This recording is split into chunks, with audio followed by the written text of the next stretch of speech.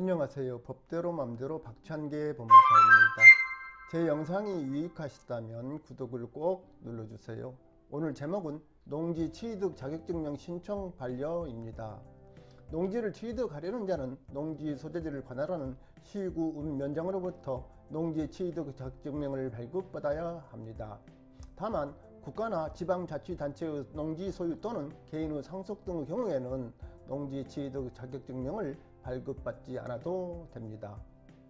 한편 토지 대장상 지목이 전, 답, 가손인 토지에 대하여 소유권 이전 등기를 신청하는 경우에 해당 농지가 어느 시기에 조성, 등록 전환 또는 지목 변경이 되었는지 불문하고 농지 취득 자격증명을 등기 신청서에 첨부해야 합니다.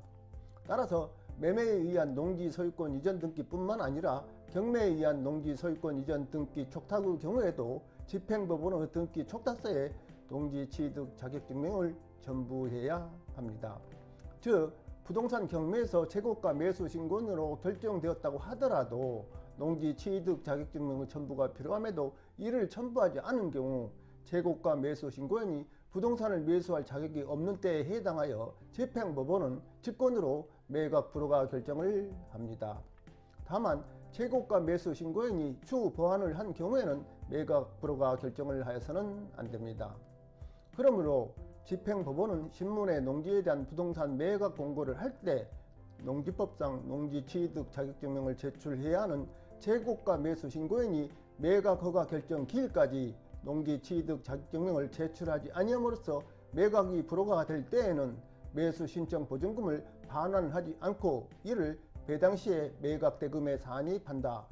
불법 형질 변경으로 인한 원상 복구가 필요한 경우 매수인이 이를 부담할 수 있다는 특별 매각 조건을 제시합니다. 그런데 재고가 매수 신고인의 기이책 사유가 아님에도 농지의 불법 훼손, 불법 형질 변경 등의 이유로 농지 취득 자격증명을 발급받지 못하는 경우가 있으며 이에 따라 농지 매수를 할 수 없게 될 뿐만 아니라 매수 신청 보증금, 즉 최저 매각 가격의 10%에 해당하는 금액을 집행법원으로부터 반환받지 못합니다. 즉 집행법원은 매각 허가 결정 기일까지 농지 취득 자격증명을 제출하지 않으면 직권으로 매각 불허가 결정을 하고 매수 신청 보증금을 몰수하는 것입니다. 이에 따라 경매를 통해 농지를 매수하려고 하는 사람은 매수 신청 보증금 상당의 불이익을 각오하면서 농지 경매에 임한다고 할 것입니다. 만일 농지 취득 자격증명 제출을 법정 매각 조건으로 한다면 재고가 매수 신고인이 이를 제출하지 못할 경우 집행법원은 매각 불허가 결정을 한 후 새 매각 절차에 들어가고 매수 신청 보증금을 재고가 매수 신고인에게 반환하게 됩니다. 그런데 농지 취득 자격증명 제출이 법정 매각 조건일 경우 가장 재고가 매수 신고인을 내세워 농지 취득 자격증명을 제출하지 않음으로써 경매 절차를 지연시킬 수 있기 때문에 농지 취득 자격증명 제출을 특별 매각 조건으로 하고 있는 것이 경매 실무입니다. 문제는 농지법에 정한 바에 따라 농지를 취득할 자격을 갖춘 사람이 관할 관청에 농지 취득 자격증명을 신청했으나 취득하려는 농지가 불법 형질 변경되어 농지로 원상 복구되지 않았다는 등의 이유로 이를 반려하는 사례가 발생한다는 점입니다. 이 낙차씨는 경기도 평택시 원당리 전 2056제곱미터 중 47,894분의 1408, 즉 60.44제곱미터에 관한 진행된 경매 절차에서 2023년 10월 30일 재고가 매수 신고인이 되었고 같은 날 이 씨는 이 토지에 관하여 원당 업장에게 농지 취득 자격증명의 발급을 신청하였습니다. 그러자 원당 업장은 이 토지가 농지 취득 자격증명을 발급받아야 하는 농지법상 농지이나 현재 일부 농지가 농지 전용 허가나 협의 없이 불법으로 형질이 변경된 상태라는 사유로 이 신청을 반려하였습니다. 이에 나 씨는 원당 업장을 상대로 농지 취득 자격증명 반려 처분 취소 청구해소를 제기했습니다.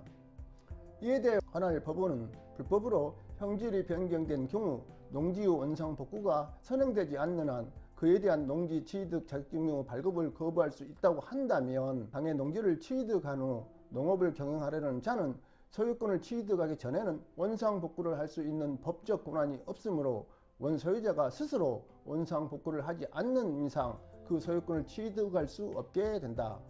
특히 부동산 경매 절차를 거쳐 농지의 소유권을 취득하려는 경우에는 소유자의 자진 원상복구를 기대하기 어려운데 행정청이 농지 취득 자격증명이 필요한 농지라고 하면서 원상복구 등을 이유로 농지 취득 자격증명의 발급 신청을 반려한다면 경매 절차에서 매각 자체가 허가되지 아니하여 농지에 대한 경매 절차의 실효성을 기대할 수 없게 될 뿐만 아니라 결국 농지가 불법으로 전용된 상태가 지속되어 농지 보전이라는 법의 목적에도 적합하지 아니하다는 등의 이유로 이시의 청구를 인용하였습니다.